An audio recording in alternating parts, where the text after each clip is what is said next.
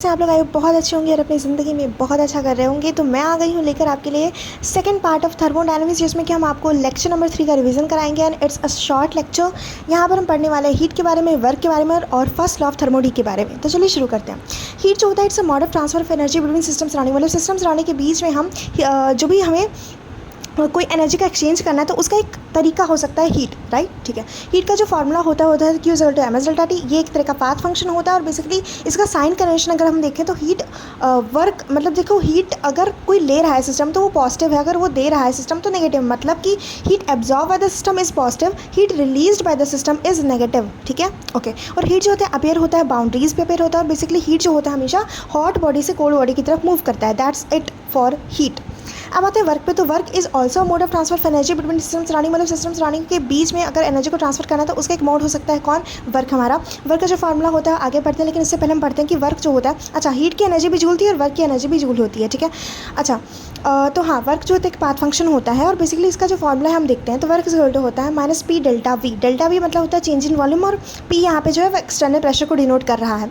और अगर irreversible reactions के लिए देखें तो पी इंटरनल और पी एक्सटर्नल सेम होता है, तो वहाँ पर और दो फॉर्मूले बन जाते हैं। That is work is equal to p internal delta v, मतलब minus p internal delta v is equal to minus delta n g r t for chemical reactions and minus n r delta t for any like physical change वाले reactions. मतलब क्या हुआ कि तीन फार्मूले हमारे बने वर्क के, एक होता है minus p delta v, minus n r delta t और minus delta n g r t. अब यहाँ पे ये डेल्टा एन जी क्या है? डेल्टा एन जी मतलब होता है कि ये प्रोडक्ट के जो गैसेस मोल्स है ना माइनस रिएक्टेंट के गैसेस मोल्स।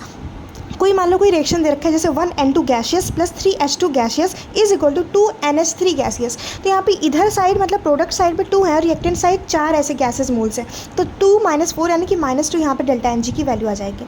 अगर डेल्टा एन जी जो है पॉजिटिव है तो वर्क जो होगा नेगेटिव होगा, अगर डेल्टा एन जी नेगेटिव है तो वर्क जो होगा पॉजिटिव होगा। इसी तरह से अगर डेल्टा वी की बात करें तो हम जानते हैं एक्सपैंड हो रहा है कोई चीज़ तो वो वॉल्यूम उसकी बढ़ रही है। अगर वॉल्यूम पॉजिटिव है तो हम कह सकते हैं कि वहाँ पर जो वर्क है वो नेगेटिव होगा। इस तरह से अगर वॉल्यूम कंप्रेस हो रही है किसी चीज़ की तो वॉल्यूम वहाँ पर नेगेटिव होगा, डेल्टा वी नेगेटिव है मतलब, तो डेल्टा वी नेगेटिव है तो वर्क जो होगा पॉजिटिव होगा। अगर work done on the system है तो पॉजिटिव है, और work done by the system है तो वो नेगेटिव लिया जाता है साइन कन्वेंशन के हिसाब से, राइट। अब बात करते हैं आगे। तो जो एक कैलोरी होता है वो होता है 4.2 जूल्स के बराबर। एक लीटर एटीएम जो होता है 101.3 जूल्स के बराबर और एक लीटर बार जो होता है वो 100 जूल्स के बराबर होता है। अब आते हैं फर्स्ट लॉ ऑफ थर्मोडायनामिक्स पे। तो वो होता है एक मान लो U1 दे रखा है बीकर में, तो दूसरे में अगर हमने हीट दिया तो UN + Q हो गया, अगर तीसरे में वर्क किया तो UN + Q + W हो गया जो कि U2 के बराबर है। तो यहाँ पे चेंज इन इंटरनल एनर्जी जो होता है वो हो जाएगा Q + W के बराबर। That is delta U is equal to Q + W के बराबर हो जाता है। अब अलग अलग प्रोसेस के लिए थोड़ा सा इसको देखते हैं। जैसे आइसोथर्मल प्रोसेस है तो वहाँ पे डेल्टा U की वैल्यू 0 होगी। अगर डेल्टा U 0 है that means Q is equal to -W हो जाएगा। इसी तरह से साइक्लिक प्रोसेस में भी सेम चीज़ें यही होती है कि Q is equal to -W, क्योंकि डेल्टा U 0 हो जाता है, इनिशियल फाइनल पॉइंट सेम हो जाता है साइक्लिक प्रोसेस के लिए। फिर आता है एडियाबैटिक। एडियाबैटिक मतलब हीट चेंज 0। अगर हीट चेंज 0 है तो वर्क बचेगा, तो delta U is equal to work के बराबर आ जाएगा। दैट इज एडियाबैटिक वर्क के बराबर आ जाएगा हमारा इंटरनल एनर्जी इस केस में। ठीक है, आता है आइसोकोरिक। आइसोकोरिक प्रोसेस मतलब होता है delta V is equal to 0। अगर डेल्टा V 0 है तो यानी कि वर्क 0, यानी कि delta U is equal to Q हो जाएगा। Delta U is equal to QV। QV मतलब होता है कि the heat change at constant volume that is equal to internal energy. Internal energy मतलब होता है heat change at constant volume, यहाँ से पता चलता है। इस तरह से आइसोबैरिक प्रोसेस मतलब होता है प्रेशर कांस्टेंट, और प्रेशर अगर कांस्टेंट है तो यहाँ पर जो डेल्टा U की फॉर्मूला है वो बनता है delta U is equal to होता है Q + W। That is delta U is equal to हो गया QP मतलब हो गया कि heat change at constant pressure, तो QP + W।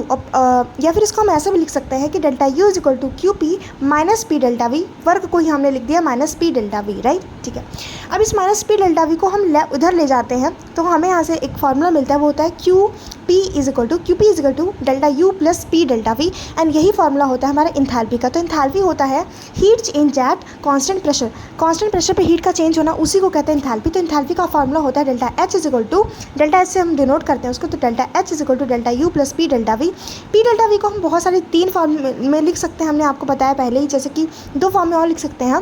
That is delta H is equal to delta U + P delta V, या फिर डेल्टा U + डेल्टा NGRT, या फिर delta U + NR delta T के फॉर्म में लिख सकते हैं। ठीक है, तो यहाँ से हमारा ये फार्मूला बना और समाप्त होता है हमारा ये लेक्चर। कैसा लगा आपको ज़रूर बताइए कमेंट्स में।